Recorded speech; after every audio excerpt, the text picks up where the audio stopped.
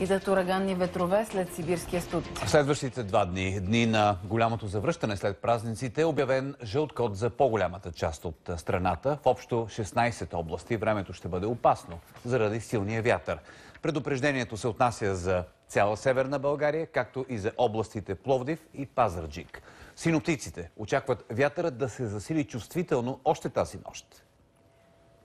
Повече за опасното време ще разберем сега от Никола Станкулова. Никола, здравей!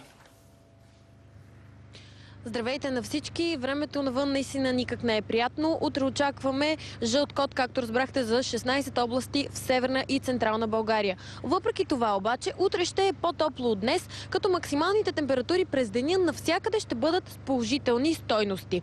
В други ден, в неделя, когато всъщност очакваме голямото завръщане, времето никак няма да е подходящо за път.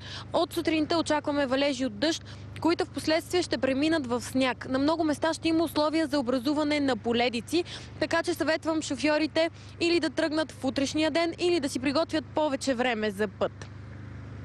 Благодарим ти, Никола Станкулова, за времето.